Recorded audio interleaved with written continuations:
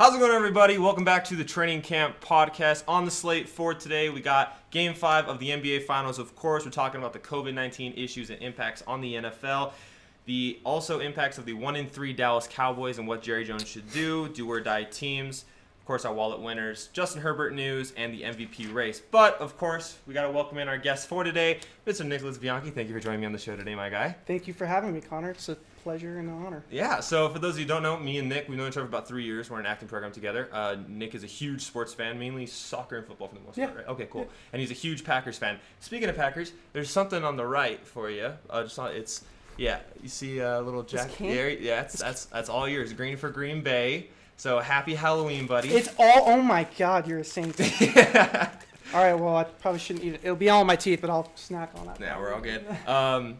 So first topic we're going to hop into for today is going to be the Lakers game for Game 5. But if you guys do want to check out other topics, I do leave the descriptions in the time bar. So if you guys want to fast forward to a certain topic, you guys can do that. But hopping in, Lakers, Miami Game 5 tonight. Lakers are up 3-1. What do you think happens tonight?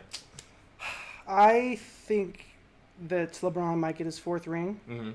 But I think if he if the Heat can somehow contain LeBron and AD in somewhat of a capacity, which is hard to do, that they have a chance to take it to a Game 6. Yeah. And that's I always like to take the underdog team on do or die games. You know, Game 4 and 5 and 6 are like when stuff starts to get really serious, and I think that the Heat know that obviously more than I do probably, and if Jay Crowder can get in LeBron's head a little bit more and hold him to under 30 points and maybe not a triple-double, they might have a shot, you know? Yeah, I mean, right now the Lakers are 7-point favorites. 7 points? I know. I honestly, since it's a Game 5, it's an elimination game, especially for a team that's been playing as good as Miami has. Even though injury, I still thought it would be like a 5-point spread. Dude. 7 seems like a lot. I do think the Lakers will win tonight. But I think if they win, LeBron and AD are going to have to combine for like 65 or more. Yeah. Because, I mean, I know KCP had a pretty good game last week, but it's KCP. Exactly. And all their role players are so inconsistent, you do not know what you're going to get. Yeah. I think there will be probably one player that gets like 10 to 15 points, probably like a Rondo or maybe even like a Kuzma if he wants to come out. But I think you hit the nail on the head when you said Crowder needs to just kind of get in LeBron's way. I think that's Crowder. If they match up Crowder with LeBron, that leaves Jimmy Butler to probably double AD with Bam, because I think Bam's probable for the game today. Yeah.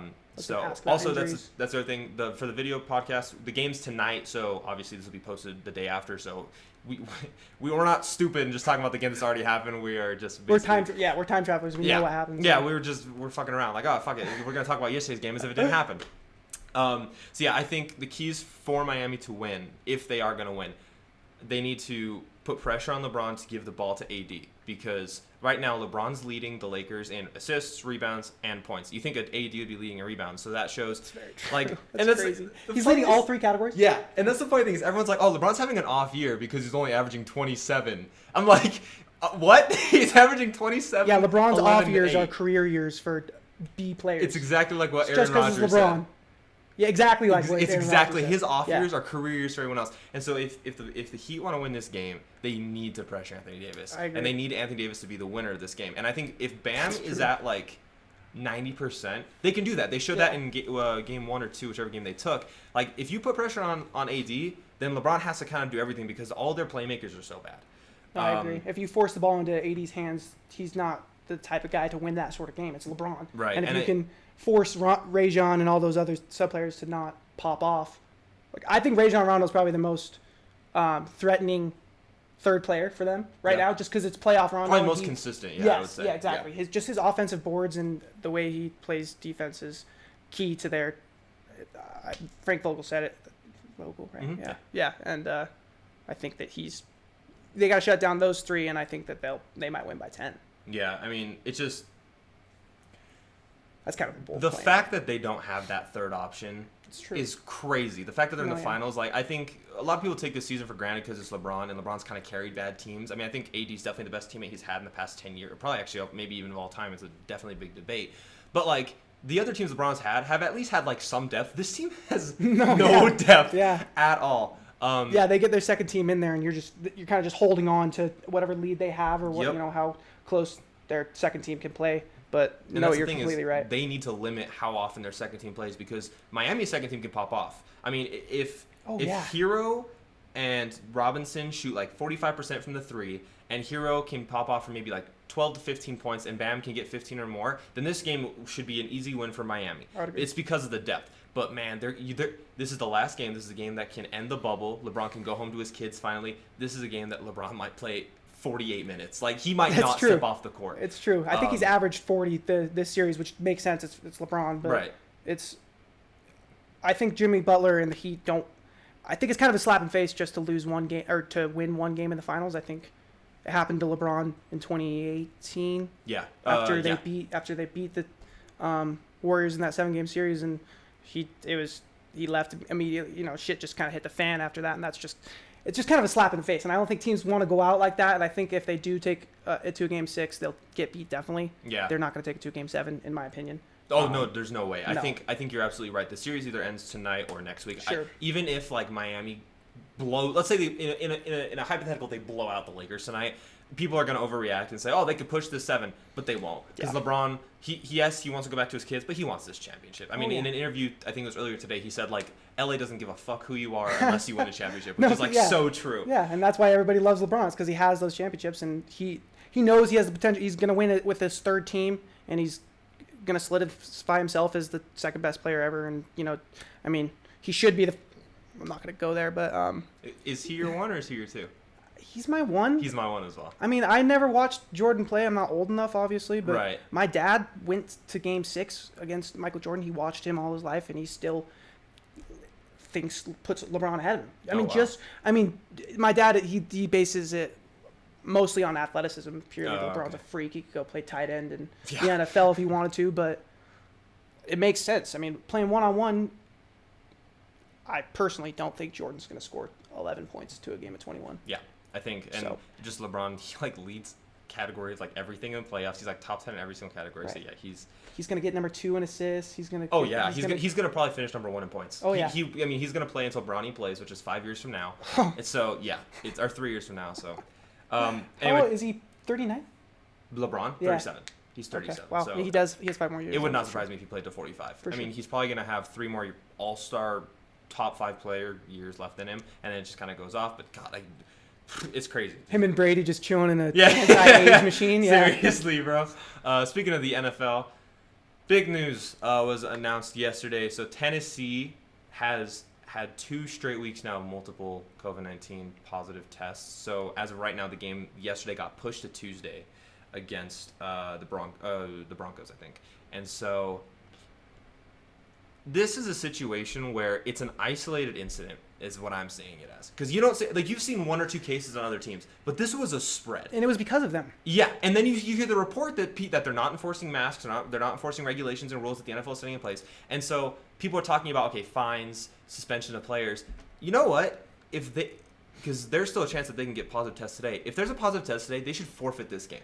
I agree. Because that's not fair to the Buffalo. It's the Bills. They're playing the Bills. It's the Bills. I was going to say they beat the Broncos. Yeah, a couple weeks ago. Week 1. For week 1, yeah. And they should have to forfeit that game. They honestly should. It's not fair to the Bills. I mean, and even though I'm a Steelers fan, it wasn't fair to the Steelers because Steelers had a week 9 bye, which then got moved to week 4. Right. Which is the worst thing ever because then you have to play so many years in a row, or so many weeks in a row. It's 14. And if they make the playoffs, then they're playing, they're probably, probably not going to win that. That's a tough division to beat the Ravens in. And so if you hit the wild card, that's another straight week. You don't get the bye. Exactly. If you go to the Super Bowl, I'm not saying they're going to, but if you do, that's 20 weeks in a row of just playing football. I can't even imagine how that would. No preseason, all these injuries. Yeah, Seriously. That's fun to deal with. So it's just, I don't think it's. Tennessee seems to be just ignoring the regulations. No, yeah. When I didn't even realize, I haven't even seen those things that you sent me last night about the regulations they've been breaking. The stuff they've been not wearing masks, I'm assuming, just acting like douchebags in general. Yeah. But if that's true and they have multiple player accounts or even reporter accounts, then they should be fined a heavy amount and they should either be suspended 1 game. They shouldn't get to play a game, and the teams that they're playing should get the bye, or they should have to forfeit their previous games. Yeah. Because it's bullshit. They caught the Patriots could have covered my bet against the Chiefs if Cam didn't get COVID. Yeah. You know? Yeah. And I don't know if it was because of the Titans. Yeah. Did they play? No, they didn't play each other, but I mean, still, it's such a. But yeah, close it's just league, it's something that it just affects everybody. They could shut down the whole league in a week if they wanted to. They really can, and the NFL is not. A lot of people are like, oh, why doesn't the NFL just do a bubble? Okay, let's think about this. The NBA has done they've done the best job, probably historic job of containing everything. Not one case, but I mean, 13 players, 10 staff members, 23 people per team in a hotel, and they only brought in, I think, 10. They brought in 15 teams at the beginning of the bubble. So and then they progressively let family members in. Once exactly, it got shorter but that's because the team started leaving, so you could bring in more players. Exactly. You want to bring in 53 players, 23 personnel staff, and team. possible owners per team. Yeah. And you also, think about it, there's 8 games on a Sunday. So you need 8 football fields. How are you going to bubble? There's no way. You can't bubble. You cannot bubble. You can't bubble. The only type of bubble I've been hearing that I could maybe think about is if teams stayed in hotels in their own cities. And then they lived in those hotels the entire season. But that's not fair to the players. And you want to know who else that isn't fair to? The other 27 teams that have not had one positive test because they're taking everything seriously. The Patriots had one test, so I'm not going to put that on them. The Jets had a test yesterday. It was 1. The Falcons have had 1. But when the Tennessee comes out with, I think that it's 10 players and 10 coaches. It's up to 10 and 10? It was. That's what I saw that a couple days ago. Oh, yeah. I thought it was 5 and 5. No, it would not. Oh my God. No, that wouldn't surprise me if it went up that high because I haven't checked since like Tuesday. Okay. But you see, that's the thing. That's an isolated incident. And it's like you said, it's 1 per team. Those teams have done the job to isolate that player. They quarantine and they played. The Patriots played the Chiefs. They tried their best. They got their ass kicked, but they didn't have their number 1 quarterback. Exactly. They had Brian Hoyer out there. Yeah, Brian Hoyer and then Jibs didn't like the last 10 minutes right. of the game. And good luck with the reigning champions. Seriously. With that, it's Bill Belichick, but he's not going to win with that sort of team. And the impact is just crazy because they're playing the Bills, and so let's say they end up playing this game, and there are players that aren't, they have the antibodies, they don't know they test positive. They come in contact with Josh Allen, who's in the MVP race right now. He's out for 3 to 5 weeks. That ruins his MVP. It's just the most unfair situation. And I think one of the things the NFL said at the beginning of the season that I really, really liked was they said if a player or if a team with players gets a couple, 3 to 5, I think it was 3 to 5 player positives, those players are isolated and quarantined, and the team continues to play games, which I think was totally fair. All right, cool. Your players being irresponsible, and sometimes it's not even the player's fault. Let me say that right now. Sometimes you go to the store just to pick up some groceries. You're still wearing your mask, and you just get in contact with it. It's spreading so fast and so crazy. We don't know. But the fact is that many. That you should play the game, put those players aside. Obviously, it was obviously spread within the program, within something they were doing, and they didn't catch it early enough. There's supposedly daily testing too, or twice a week. Even at twice a week, you should be able to catch something like that earlier. Oh yeah.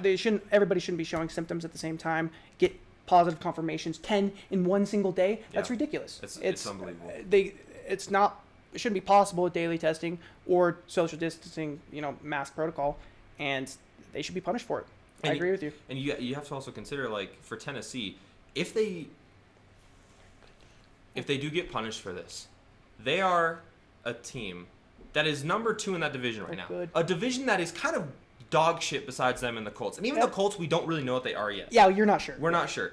So you lose that one game that you forfeited because you were being so stupid and you weren't following regulations could be the decider of if you're in the playoffs or if you're not in the playoffs. Because the AFC looks great this year. Man. I thought the NFC would be the better division, and the NFC still looks really, really good. Yeah. You have the NFC West, which is just they look amazing, all 4 teams. But the AFC is looking way better than anyone expected. So if you're really going to do that, you're putting you're not only your players and your personnel at stake, you're putting your playoff chances at stake, which is why you extend players like Derrick Henry and Ryan Tannehill to these massive contracts. You're affecting your own team. Yeah, and even if you're not getting the symptoms that cause lifetime lung damaging disease, which you should be worried about anyways, for me, it's the other teams, it's the other players, and it's their own staff. They're not they are conscious of it, and they don't give a shit. Yeah. They're just, completely oblivious to the cares and the future of the season and what's going to go on. I mean, if especially the NFL, if they get canceled again, I'm going to lose my mind. Yeah, seriously. What was that period? There's no sports up until January, which is when the NBA is supposed to begin, or is supposed to start up again. Yeah. So, yeah, we have no sports for. And luckily, I had European soccer that came back in like March. May and May and April. Yeah, Bundesliga was earlier than that, but Premier League for me it was April and that. Even there, like look at those. Like I think comparing soccer to NFL for COVID reasons is a way smarter than comparing it to the NBA or the MLB because those are larger teams. And all the soccer leagues have done great jobs. Yeah. They have done great jobs, and there's not been one league shut down because of COVID results. There have been a couple scares, but they have not shut down because they're doing it well. So the NFL really has no excuse for this. I agree. And back to your further point, they're traveling too. All those players in England, and they're taking these precautions. They're traveling to those things. I mean, they don't have fans in the stadium, which for me is another kind of like you're sort of shooting yourself in your own foot at that point. I mean, I get it. These are 65,000 plus stadiums for people, and you can have social distancing, but I don't see it a lot of the time. Yeah.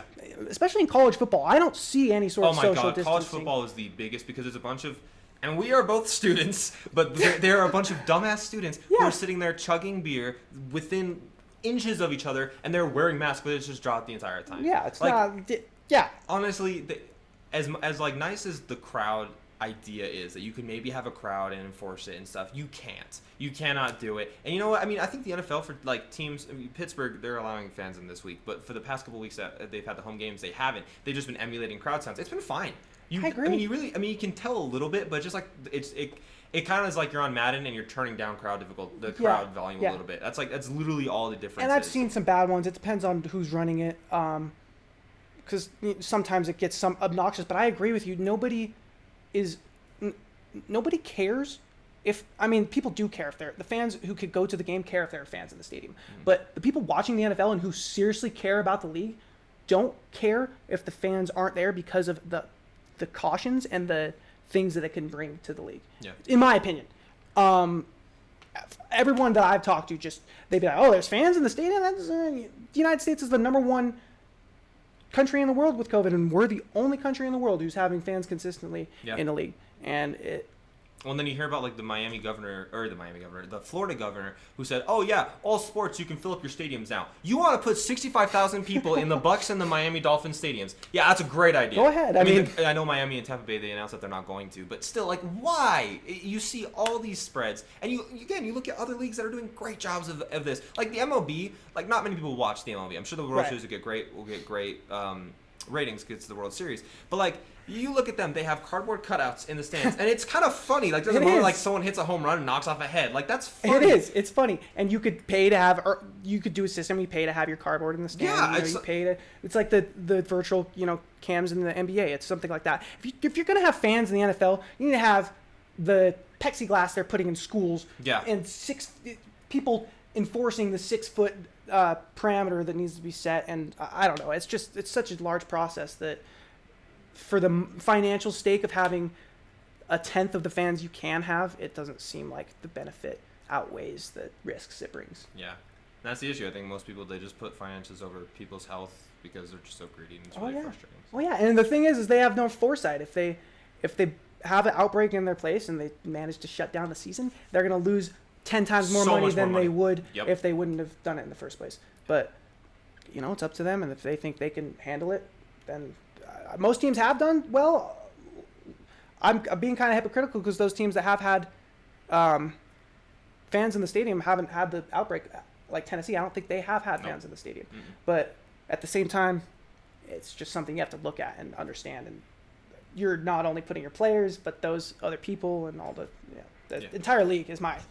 It's a little selfish, but it's mine. No, it's totally justified. Speaking of greed and success, in the next slide, we're going to be talking about the Dallas Cowboys situation and Jerry Jones right now. So stick around for that. Hey, guys, welcome back to second leg of the Training Camp podcast. If you guys did miss it in the first leg, we talked about Game 5 of the NBA Finals, as well as the COVID concerns and issues regarding the NFL and the Tennessee Titans and just kind of the league itself. And if you did miss it, Nick Bianchi is joining us. Welcome back to the show. Thank you for joining me. Really appreciate it. Looking forward to these next couple segments. So, first one, of course, we talk about it's the fucking Dallas Cowboys because you can't talk about NFL without talking about this dog shit of an organization. But hey, there's so many Cowboy fans you can talk about it and get hella hits. What's up, Nick? How you doing, bud?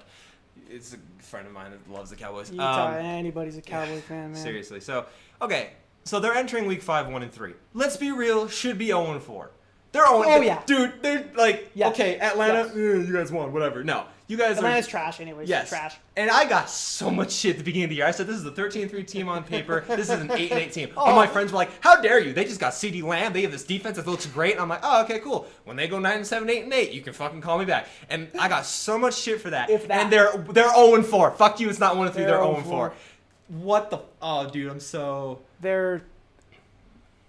They get so much coverage too because they're the Cowboys. Mm-hmm. That it's rough to talk about them so much, but it's funny to me at the same time because I love shitting on the Cowboys. Yeah. It's my favorite thing to do. It's not even shitting. It's just telling Dallas fans the truth. reality Yeah. of the situation. Yeah, I hope the Giants even just cover next week. Dude, okay, for wallet winners, I almost was like, I was like, should I go to the Cowboys? Should I go to the Giants? I was like, fuck this. I'm staying away from. If you're betting this week, stay away from the Cowboys game because here's the thing: Cowboys are gonna blow everyone out. We're gonna hear about it all fucking week from Dallas fans. Oh, we finally beat the team. Or the Giants are gonna come within like one or even win this game. So if you're a betting man, do not bet this game. Don't even touch this game. I would agree. But okay, unless you know some like touchdown props or something like that. Yeah, I mean, if you want player props, probably you want to hammer the over for everything on Dak Prescott because they might get down 17-0 at the first half because this fucking Dallas does. So here's the situation. The excuse for the past 10 years has been, oh, Jason Garrett's a mediocre coach, and then Mike McCarthy gets hired, and was like, okay, cool, we got a Super Bowl head coach. As a Green Bay fan, you should know this. Mike McCarthy isn't really the head coach. He was carried by Aaron Rodgers, and people didn't realize that until last season. Which was a wash season for Rodgers, but whatever. I love Aaron Rodgers so much. He's such a good quarterback. And so people are like, okay, Mike McCarthy, he's won Super Bowls. He's gonna change the system. We have Dak Prescott in his 4th year, his contract year. He's gonna outperform. And here's the reality situation: the Dallas Cowboys look exactly the same this year that they did last year because it doesn't matter who the head coach is. Jerry Jones runs this team. It's true. I think Jerry Jones is the czar. He's the emperor, whatever you want to call it. It's not a democracy. Mm-mm. But I do think the Garrett switch was a little bit helpful for. I think it's Mrs. Doubtfire, so you never really know. But I think the Cowboys have the stuff to do. They do. Especially in their shitty division. Dude, they're going to go 6-10 and win the division by 4 games. Their team is so well built. I mean, not on the defensive end. I mean, there was an interview. I don't know if you heard about this. There was an interview earlier in the week. Jerry Jones and Mike McCarthy were doing a press thing or whatever, and they both said, like, oh, our defense, we're so close. We have a little. Are you watching your games? You're giving up points to the Falcons, the Browns. Yeah. Like, it doesn't make. Your defense is just horrible. Silly stuff, too. It's, over the easy plays that are typical of that organization. Like it's so true. If you have one deep threat or one slot receiver, either one, you're going to have a 30-yard gain. Right, and they might have these brilliant linebackers who can hit the shit out of people when, meeting them at the line of scrimmage or whatever you want to, screen plays, but their D-line either doesn't get enough pressure to prevent that deep threat, and their safeties and corners can't obviously guard people well enough to do something. So it's obviously a coaching issue. You're probably right. Jerry Jones has too much influence on the team. That's been true since he's and that's why I think them. I was having a thought earlier in the week. I was like, should Jerry Jones sell the Cowboys? He won't because it's the highest grossing sports team on the planet. He'll die a long time before. But he needs to just be an owner. He needs to, because he's the GM right now. He needs to get all his family relations out of that building. Yes. He needs to just clean house and rebuild up. I mean, if you get a head coach like Urban Meyer, if you can get Lincoln Riley, and I know those are names that's like going to be hard to get, but if you're playing for America's team, even though they're not America's team, but America's team, like they'll accept that job for the notoriety. Exactly. And they can do it. If you give Dak Prescott Urban Meyer, he's gonna have great years. And I don't even think Dak Prescott's like an amazing quarterback. I think he's a great quarterback. I think he's a franchise quarterback, $27 to $30 million. I don't think he's that upper echelon, but like if you give him a great head coach and you give a good GM that can do what they're doing, like Jerry Jones is telling Mike McCarthy what to do, and you can see it. And Jerry Jones just needs to take a step back. He just needs to be the owner. Yeah, that's it. And I think that's why they hired him. I mean, it's obvious 'cause he's kind of weak. He's weak-chinned. Jerry Jones can play the puppet master with him a little bit, and he takes it on the mouth. But I think you said it earlier. He's a Super Bowl coach, but he's not a great coach. Nobody would ever say Mike McCarthy is a great coach, just like they wouldn't say the same about Jason Garrett. Right. And I think that back to your point, hiring those high-profile names and those great coaches, it's going to be hard for Jerry Jones to do because it's giving the reins over. But like you said, the man's what is he? He's got to be 85. Yeah, he's definitely in his 80s. And but I will say the man looks great for his 80s. it's true, and he's the richest person in the league. But here's the thing. I mean, like, I've lived in senior living centers. There's going to be a decline at one point in his life just because he's getting older. And so, I mean, it wouldn't surprise me in the next 10 years. And he's exactly.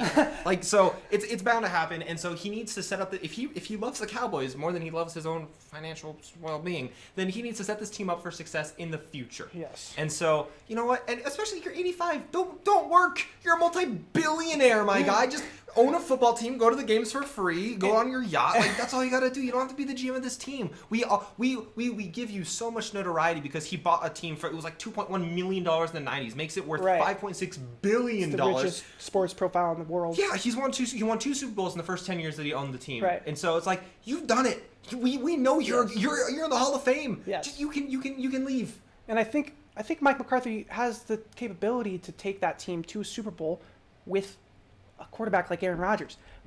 And Dak Prescott is great. He's one of the best. Like, he's a great fantasy quarterback or whatever, but he's not Aaron Rodgers. And that's the thing. People confuse fantasy quarterbacks and fantasy production for how good an actual player is. Exactly. And I think, again, I think Dak Prescott is a top 15, possibly top 12 quarterback. But you want to know why people think he's a top 5 quarterback or a top 10 quarterback? Because of his stats. Right. Do you want to know where he gets his stats? Because the Cowboys always fall behind and they can never run the ball, so they have to rely on the passing game. He's like 1,600 yards right now. Yeah. He's on track for like 6,500 yards. And it's fine. Teams put quarterbacks on their back. The Packers did it last year. Yep. The Baltimore did it last year, and it showed in the playoffs to both teams. Yep.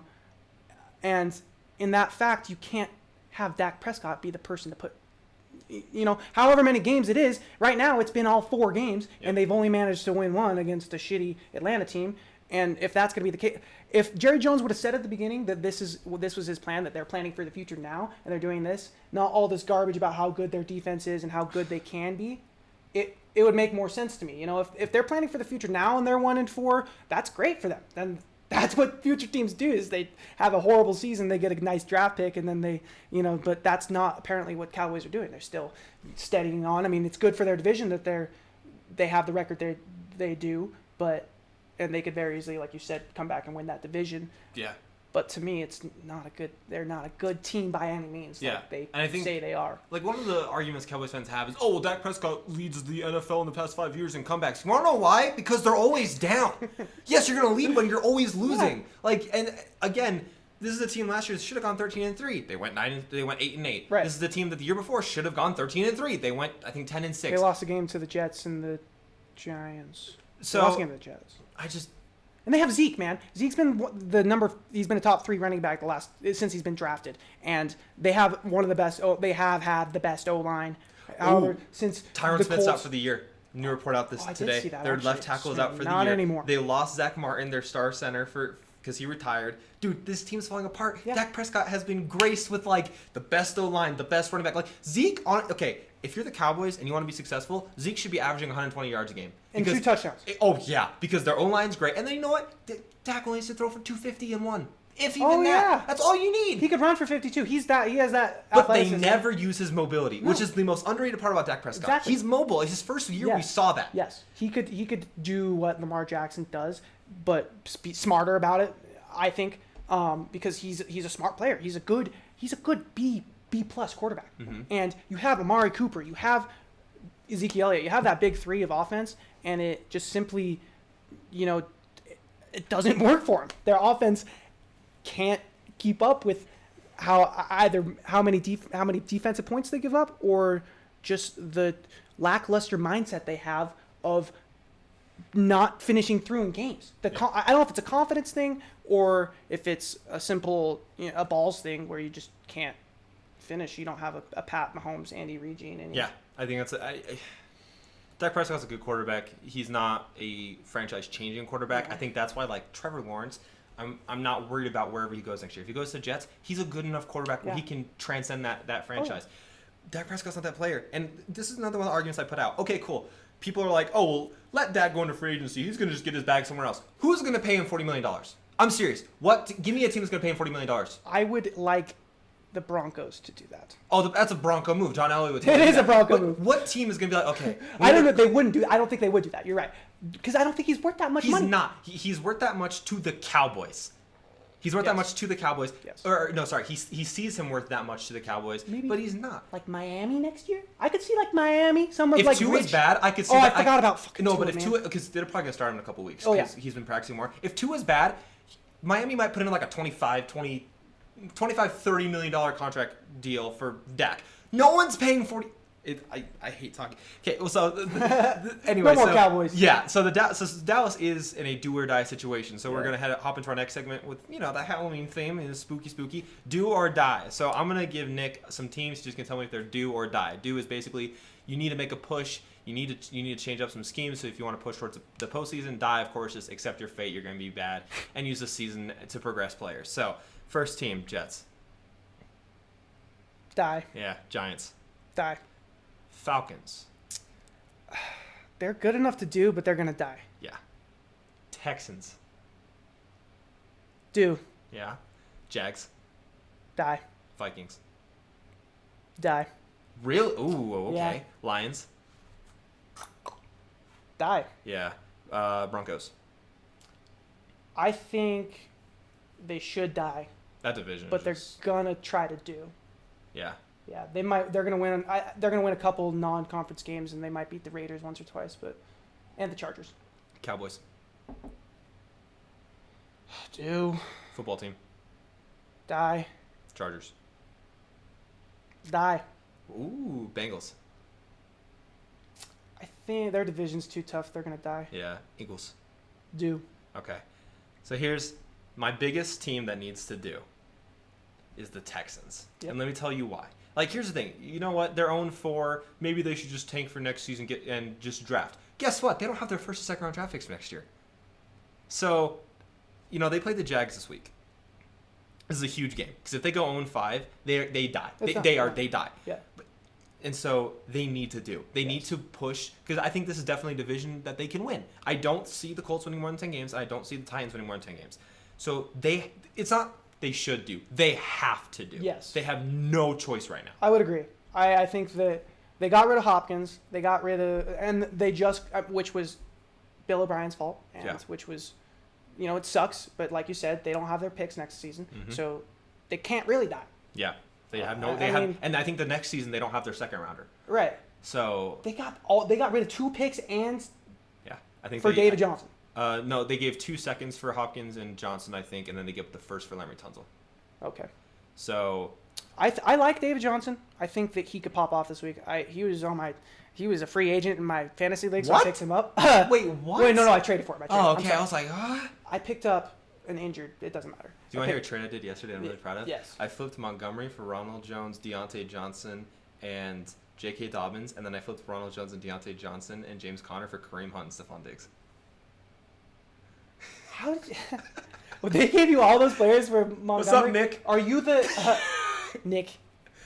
So my friend Zach wanted Montgomery, so he gave me those 3 players, and then Nick was shopping Hunt. Who's the leader of your league who lets this shit go through, man? Nick's the commissioner. Oh, that makes sense. Okay.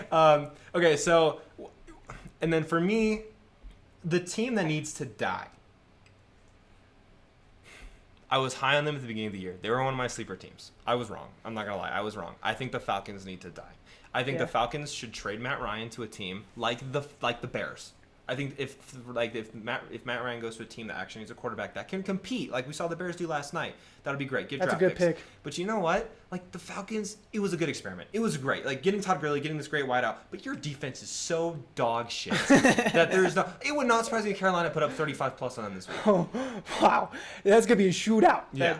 I'd expect Atlanta to do the same. I'm with you though. I think that they've always had this great fire offense, this fantasy offense. Mm-hmm. Calvin Ridley, and Julio. I mean, he's a god, but he's been kind of injured this year. So it's a lost year. And he gets locked down, and when they get in the red zone because it's Julio. But you're exactly right. If your defense can't hold teams to less than 35 points a game, you're not going to win shit in the NFL. Yeah. And I don't think teams ever really truly try to tank. in that they don't try to like lose every game. No, in I the mean, like season to everyone get- thought the Dolphins would last, and they ended up winning 5 yeah, games. So. Yeah, and because I think every player wants to win and they want to do well and they want to perform at their best, and especially I'm sure fantasy owners would not like that.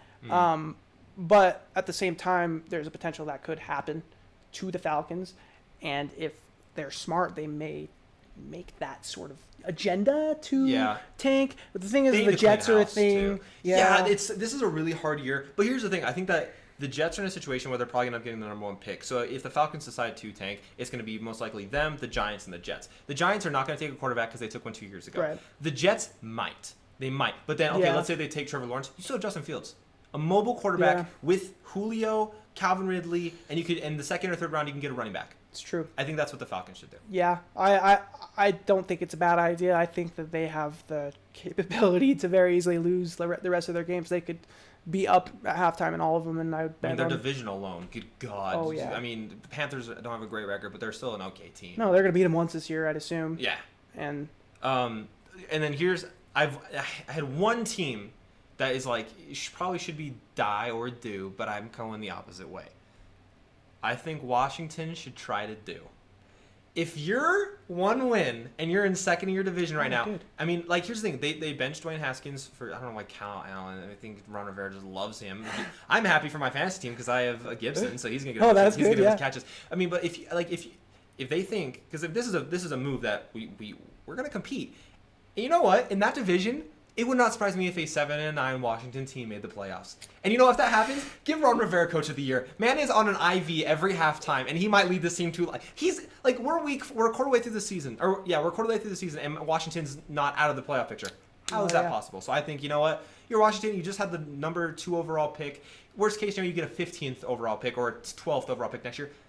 Fuck it, do. but you're right. There's 2 wild card teams this year. You could very easily beat out the other. You could beat out those And their other 3 defense- teams in your division. Low-key, defensive front is really good. So you can give teams like Philadelphia, whose offensive line is destroyed, or Dallas, whose offensive line is injured. You can give them problems. Yeah. I mean, secondary-wise, you're more towards the Dallas side.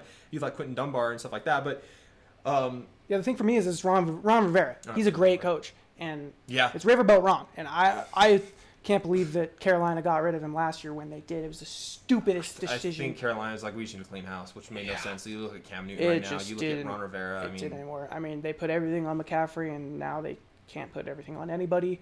And I think Ron Rivera is a great coach, and that he could take a potentially mediocre team to a playoff spot like that. I think Philly and the Cowboys and the Giants suck. But I think the Eagles and the Cowboys both see that same situation, and they both are kind of licking their chops and saying that, if we can beat each other, the Cowboys and the Philly, if they can beat each other either once or twice, that we have a great shot of facing a wild card team in the first round rather than being that wild card team, or not even very easily missing out because you're 1-3, 1-4. All right, so in the next leg of the podcast, we're going to be talking about the impacts of the Justin Herbert decision made by the Los Angeles Chargers, as well as our discussions for the MVP race that we got going into Week 5. So stick around for that. Welcome back to Leg 3 of the Training Camp Podcast. You guys didn't miss it. I'm not going to recap everything. You guys can just text the little scrollies. We talked about a lot of stuff. Don't worry about it. So this leg of the podcast, we got the Herbert outlook after being named the starter, and then the MVP race. So first we're going to hop into is the Justin Herbert outlook. Dude, Justin Herbert looks phenomenal. I'm not going to lie. Okay, so this is we're both betting people. You know that because I do wallet winners. Degenerates. Yeah. Justin Herbert last week, his rookie of the year odds were like 1,700. This morning, plus 300.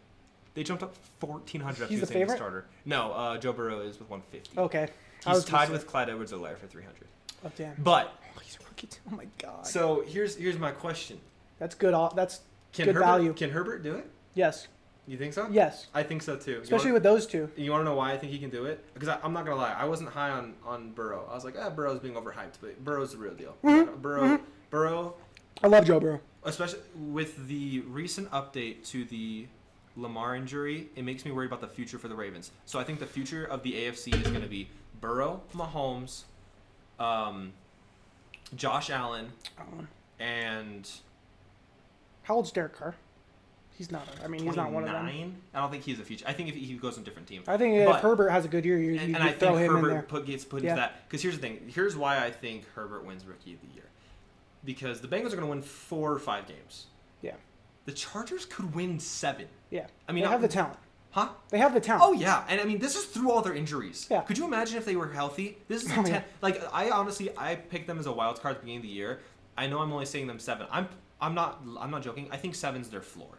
I think 10 is their ceiling. And you know what? Joe Burrow kept it up against Brady last week. Yeah. He almost beat Mahomes. Now he has to play Drew Brees. Yeah. And that's a 7-point spread. Yeah. Michael Thomas is most likely going to play, so that's probably going to shrink. So if you want to put your bets down, put those down as soon as possible. But the Bengals play the Saints? No, the Chargers. Oh, okay. So Herbert has to play Mahomes, Brady, Brees in his first 3 games. And if he keeps up with Brees, he's going to look great. Oh, yeah. Or his first 4 games. He's going to look, honestly, I love Herbert. I'm not going to lie. I love it. I thought it was a bad pick at first, but because, they started Tyrod, so I was like, how bad did Herbert look in the preseason? True. But now, dude, I love Herbert so much. No, I like always having a game or two to give, a rookie a little bit of cushion. It's always tough to come in, especially in Burrow's position, and just start week 1. But I agree with you. I haven't seen too much of the Chargers, but like you said, they have a very tough schedule. Yeah. And that's probably the fact why I haven't seen too much of them is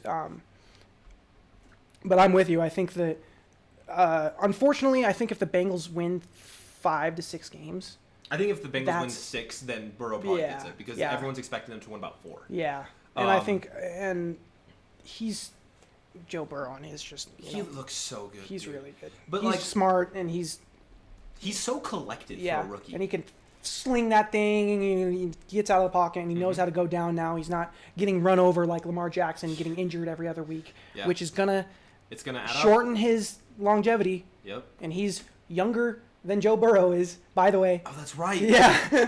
Oh my God. He's a year younger than Joe Burrow, and he's been taking NFL hits for 2 years now, and it's Joe Burrow already has the understanding. I mean, I saw that game tape of Joe Burrow. He was mic'd up, and he slid, and the refs are like, you slide, and he's like, after last week, that Philadelphia hit, I don't want anything to do with these players.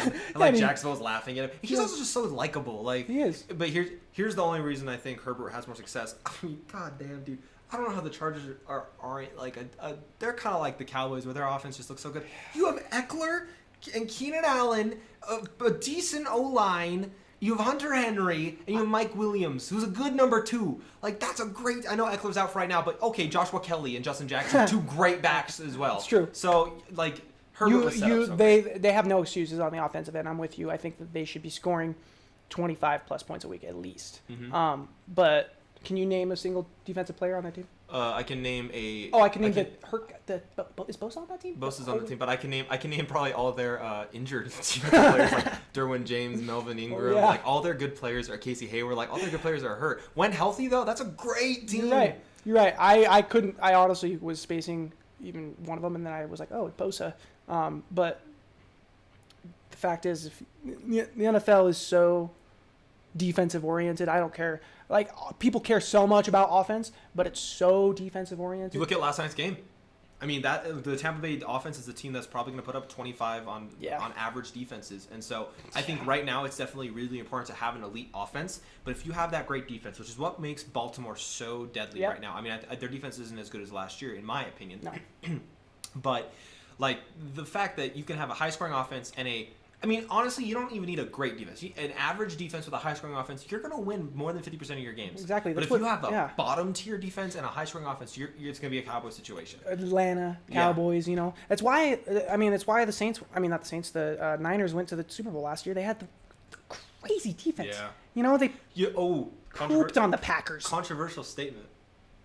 If you put Herbert on that Niners team for the Super Bowl last year, I think that's a closer game. I'm not gonna lie. I think Herbert is a better quarterback than Garoppolo in Herbert's first year. Garoppolo's he relies on the running game. He's only lost 4 games as a starter. Have you seen Herbert? That dude is not. No, you're right. You've seen a lot more. You've seen a lot more of Herbert than I have. Herbert will run. He will take chances. Garoppolo doesn't really do that. That's my controversial statement for the day. He does this. Yeah, he really does. He goes, "Here you go, buddy." Herbert goes, "I got you." He throws a little Brady 5-yard over the toppers, and then his receivers get him 40 yards because they're so fast. So, but yes, I think you know what? If you're a betting person, bet Herbert right now. Yes. I think for the value. You hammer 100%. that right now. If you haven't already, if you already had the value earlier, then you're if you bet him at 1,700, holy shit, you're going to be paid out so well. Please tell me what to bet. Because here's the thing: if they keep this game close this week, his odds are going to go up to like 150. Mm-hmm. He would either tie or be. Oh yeah, he has 3 tugs and less than 2 picks and 300 yards. He has a 72% passer completion rate or completion percentage. What's his 72%? Do you know his QBR?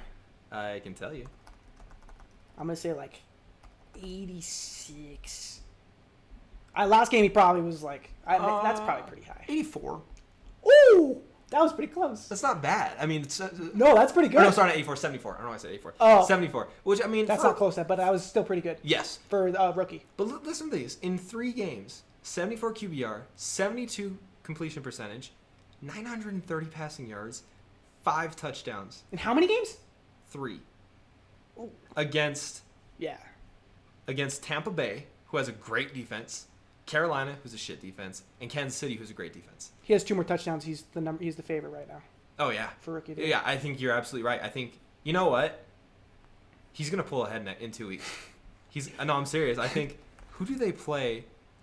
Justin Herbert, offensive rookie of the year. That it wouldn't surprise me. I mean, that's something. If you told me, oh my god, listen to this schedule. After the Saints, Jets, Dolphins, Jaguars, Raiders, Broncos. You need to bet. Oh yeah, Justin do Herbert it right now. Yes.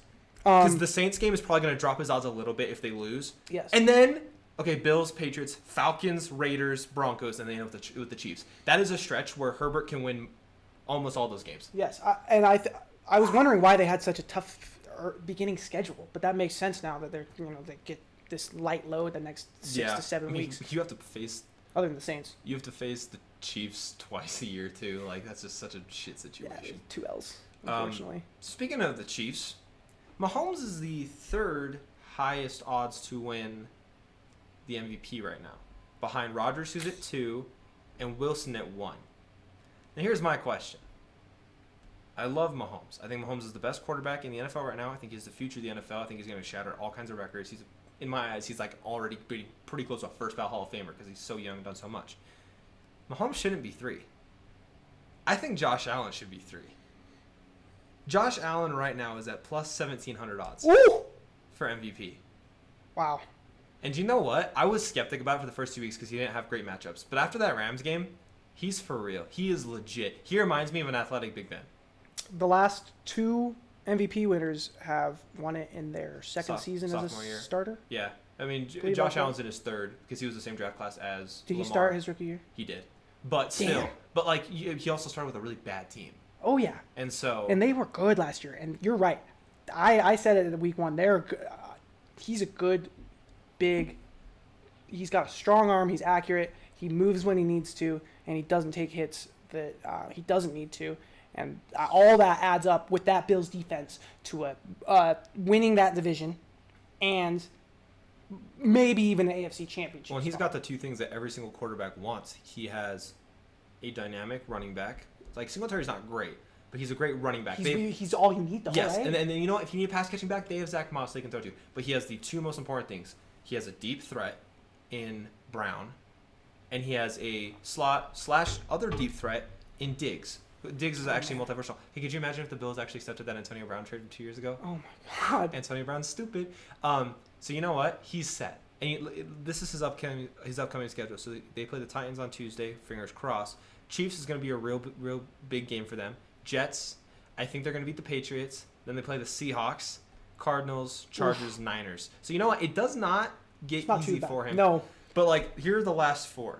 Steelers, Broncos, Patriots, Dolphins. Okay. I think they could beat the Pats twice. That's a bold claim. That's the thing. I think they win 3 of those games. I think they beat the Steelers, the Broncos, and the Dolphins. I think the Patriots is the only hard one, only because it's in Gillette. Is it in Foxborough? It's in Gillette. Yeah, that makes sense.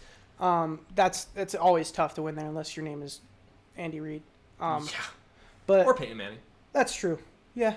Good times. Peyton's the GOAT, man. Seriously. With Allen at number 3. Oh, yeah, the Bills. Yeah. I was like, the NFC East just got like sucked into my head. Pats and No, I think that Josh Allen has great value, right? Yes. I don't see him winning the MVP. Yeah, I don't see him. I think Rodgers has, or not Rodgers. I think Wilson has it locked up. I think Really? here's the thing about the MVP. I think the MVP, it's a story-driven award. It does not matter. That's fair. And so you know what? Who do I think should win?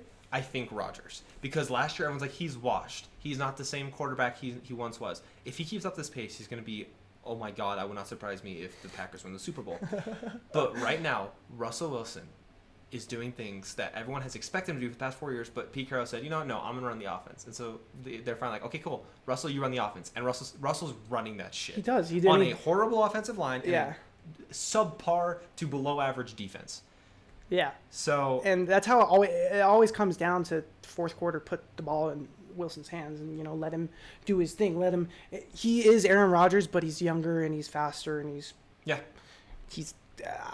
I don't know. He probably got more threatful people to pass to. He's got Metcalf. Exactly. That's the thing we were talking about weapons with Allen. Yeah. He has Metcalf, Tyler Lockett. He has Chris Carson in the pass game and in the running game. I mean, you give him 1 or 2 guards and tackles, and the dude will be 13-win team. I'm with you, and I think that if he has another, storybook season of, 10 fourth quarter wins, last second drives like he always does, that you're right, it's story driven. He could very easily have 10 less touchdowns than Rodgers and 3 more picks, but because the Seahawks win their division, and which they could, I think they could beat the Niners out very easily I think with with all their the injuries. yeah. That could happen. And like you said, it's not all on Rodgers' back this year. He has a defense and a running back to help him out, and that kind of takes away from the MVP for him. If you had to guess Rodgers or Wilson's completion percentage, what do you think it is?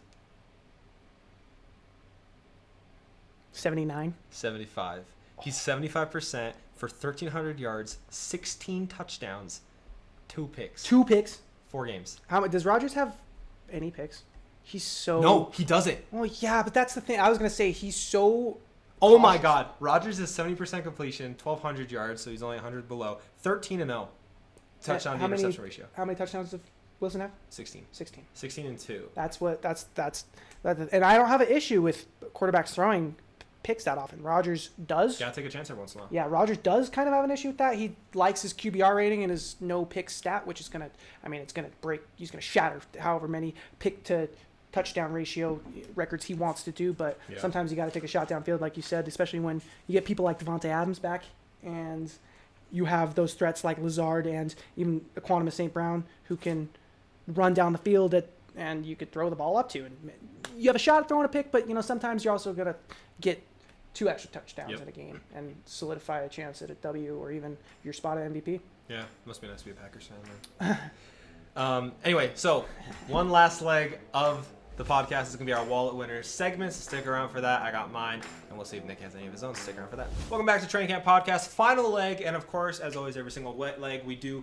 the wallet winners of the week. I didn't do one last week, so I didn't have a show. The week before that, we're not going to talk about that week. But on the season, I am 500, so that's pretty good. Wow, so we're not doing too bad. We are early in the season, so I can screw it up really easily this week is tough, too. I looked at the lines. This is a hard week. Yeah. And so Nick, our own boy, he brought 2 of his own wallet winners for me. So give me your first one. Who you got? I think it was the line on the Philadelphia game. The Pittsburgh-Philadelphia game? Mm-hmm. Yes. How much? They were favored by like a touchdown? Yeah, it's plus. They're +7, Pittsburgh -7. Yeah. So you're taking Philadelphia? Take Philadelphia. Here's a quick spoiler. That's one of my wallet winners. Oh, shit. +7 is... Well, no, and you know what? I'm actually glad you brought that up because this is one of the ones that I think is a harder bet. Most people can be like, oh, the Eagles suck. Yeah. You know what Pittsburgh does? They play down to their competition, and Pittsburgh has not found their offensive rhythm yet. Pittsburgh defense is great, but...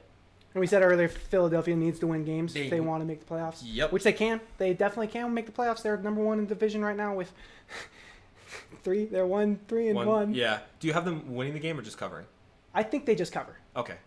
They could win, but the safer bet's just petting the points. And then I had the over. It was 44 points. We got the Indianapolis game's 47. Who are they playing? Cleveland. It was the Philly-Pittsburgh. It was the Philly-Pittsburgh. Yeah. So you spread and you say over or under? Over. Okay. Because it's 7 on. I use Bovada. And on Bovada, the spread is 7.5 points for. It's moved up to 7.5. Yeah. Oh. And that's going to change, I think, like you said, because people are going to bet. Well, the money's going to go into Philadelphia, so you know what? Yes. Oh God, Philadelphia might go to -8 by the end of the day. Yeah. And so you might want to wait for that. It might even, and I think towards Sunday it's going to drop. It'll go beneath 7. I think it'll go to 6.5. But right now the points are at 44, and that's the lowest of the week, I think. And I think that's. Yeah, I think that's an over. Yeah. Actually, I'd agree with you. I think that game. Well, I mean, my score prediction for that game was 30-24. Pittsburgh wins. So Philadelphia covers by 1. It's a 7-point. So I mean that's 54 points right there. So yeah, I think I agree. Pittsburgh secondary just kind of scares me a little bit. Yeah. I mean their pass rush is amazing, but their secondary hasn't been as good as it was last year. We haven't seen the sparks that we have from like Minka or Joe Hayden, and so. You know, I could totally see that. They're definitely get the over. 44 is a minimal. Yeah. For that's what I normally look at if I can't decide on a game, and I don't know why I suddenly like the Eagles too. But I think that if you look at all the points and you find the lowest one, if it's under 55 in the NFL, that's sometimes lick your chops at that, you know. So last week, the Niners-Eagles game. They reached 45 combined. The week before, the Bengals-Eagles reached 46. The week before, Eagles-Washington reached 44. And the week after that, the Rams and Eagles got 56. So that's probably why it's 44. They've only crossed the 50 threshold once. Yep. But if you look at those teams, Washington, Bengals, Niners are not elite offenses. The Rams are, and the Rams blew them out. So, yeah, and like you said, there's issues with both secondaries, and I think that there's. I think Pittsburgh has the better weapons to take advantage of those issues. Juju over the top. You know, you could get a couple. Deontay Johnson, they have Ebron. Yeah. They can dunk it down to Chase Claypool, the rookie. I sometimes like to bet halftime spreads also because they're also going to be really low. What you got? And that one, I don't know if that one is any lower than 20. You might want to hammer that. It's 21.5. That's the over-under for halftime? Yeah. And I think that a team could very easily score 21 points in a half in the NFL, especially the Steelers. So, personally for me, that game... first half team, they're not the second half team. Personally for me, the safe bet on that game is the over. I would... if I had the money, I'd parlay it with the Eagles to cover. Do you know what's kind of a crazy bet right now that I'm saying? The first half money line is plus 950 for them to be tying at halftime. I love those bets. I love that. You can bet tie and then victor too, and you can. Mm-hmm. I think if you want to put down a bet, not for this game necessarily, but if you want to like have some really good bets, draws at halftime are really good because a lot of games will end 10-10, 6-10, 6-6, 7-7. So I think that's a big one. Teams like to get points very late and to put themselves in better positions for you know the second half, and a lot of teams will rather than take the lead at halftime just take their points and take a field goal rather than going for it on 4th and 1. Yep. So my second wallet winner, Arizona is going to New York. Jets. As a -7. That's a good bet. And I have Arizona covering that. I think Arizona is going to win 28-17. That's an 11-point win. That's a good. I like that number. Here's why. The Jets gave up 37 points to Denver. Denver's offense scored 37 on that defense. Darnold's out, so Flacco's playing. Flacco's an okay quarterback, you know. And Arizona's offense is a total mismatch against the Jets' defense. Oh yeah, Arizona's offense is far superior to the Broncos, so that alone should, make them, in my opinion, it doesn't work like that unfortunately, but I think that they definitely have more threats right now than the Broncos do for sure. And they're playing at a higher consistent level. The Jets have nothing to win. Even if they do win, they're not going to win. They have no chance of winning their division, making a wild card team. Yep. The Cardinals actually have a chance to make a wild card position. In the playoff. I mean, and it's just they have to play the Seahawks and the Niners twice. Yeah, they have 4 more games against those two teams, and that's just like they need to get as much wins as they can before that time, and I think they're going to try to do that. And you know what? If you're betting player spreads too, like I think Hammer Kyler's over for passing, Hammer is over for rushing, Hammer Hopkins over for yards, probably hammer the touchdowns as well. Like this is if you want to hammer the offense. Now the only way I can see the Jets putting up a fight is because Arizona's defense is average. I think they don't have a real big pass rush. Shout out to Lecky Fotu, who's their defensive tackle. Went to my high school. Appreciate that. Hell yeah. But I mean, they don't really have a. I mean, they've Buda Baker, they have Patrick Peterson. That's really it, honestly. But yeah, I definitely think 7 is just. It's a lot, but it's not a lot against the defense they're playing. So I have Arizona covering 7. I like Second one, we talked about this earlier. I was gonna say it's a wall winner, but I didn't want to spoil it. Jacksonville's at Houston. Houston's -5. Oh yeah. It's like we said, Houston's a do or die right now. You could. I would throw alternate. I would lines. move that up to 6.5. If it's available 6 or 6.5, I would move it up to, because Houston needs this game. Yep. And you know what? I think Deshaun Watson. Rumors are coming out, or reports coming out that Deshaun Watson and Bill O'Brien do not have a good relationship. So you know what? I think Deshaun Watson's going to use this game as a. I think it's going to be a very Russell Wilson-esque game where he's going to be designing the offensive play calls. And you know what? I think Deshaun Watson's going to go. Oh, I think he's going to pop off too. And so it's not a blowout by any manners, by my score prediction. I have 31-24, so it's a touchdown. The only reason I think it's a touchdown is I think Jacksonville maybe gets a late game garbage time touchdown, because they've been doing that every single week so far. Yeah, they got Minshew too, and he always likes to do his best, and they want to win just like any other team. Yeah. I was going to say, I think that a prop bet on a Deshaun touchdown, running touchdown, probably has decent odds. Could check that out. Yeah, definitely. I won money on Kyler Murray. I won $200 on Kyler Murray scoring 2 touchdowns early in the year, and those are always fun to look at. I've won more money on those this year than actual lines this nice, way. dude. So, yeah. And the only issue I have for Houston is their defense is really bad. Yeah. So if you're Jacksonville, DJ Chark, James Robinson, and Gardner Minshew, just get him. He's got to flush out for the pocket, buy himself some time. They need to get some sort of run going against Watt, and then I think they have a shot maybe.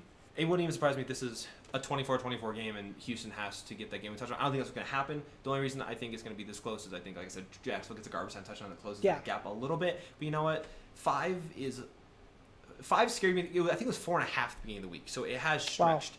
And so 4.5 was kind of scary because I was like, okay, they're really expecting that little. But when they put it at 5, when it's not a half-point spread, I kind of trust it a little bit more. So yeah, I think Houston easily. I think you're right. Getting rid of a coach does something to a team, especially when it's especially when it's somebody who has the impact that Bill O'Brien did. He's the GM and coach, and you got homeboy, your D coordinator, who you're familiar with, and is your head coach. I think they are going to be comfortable and probably do shit on them. Yeah. So.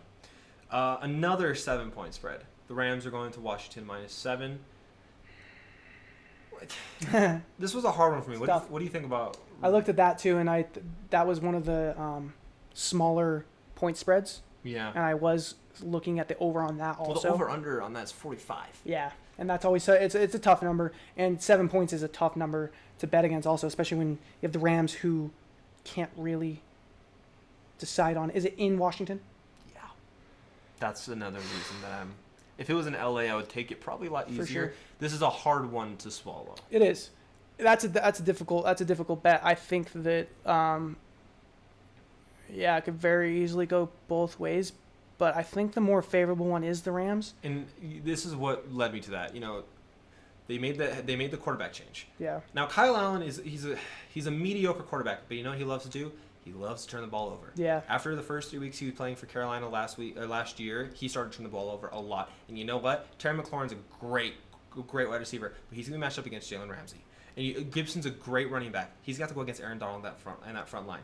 So you know what? It's gonna be a good game, man. Again, if there's a turnover, total turnovers for that game, I would hammer the over on that because I think it would not surprise me if Allen has a 3-pick game. Honestly, that's true. And I think another thing that's really hard about the Rams is you don't know who to game plan for their running back committee. They have 3 running backs. I mean, I don't know if Cam Akers is for sure playing this week, but they have 3 running backs you can't plan for. Like last week, everyone was like, okay, Henderson's going to go ape shit because he went ape shit the week before. It was Malcolm Brown. Right. The week before that, everyone thought Malcolm Brown. It was Henderson. Like, you can't plan for that. They have 2 or 3 wide receivers the same way. Exactly. You got Cooper Kupp, you got Robert Woods, and you have 2 great tight ends too.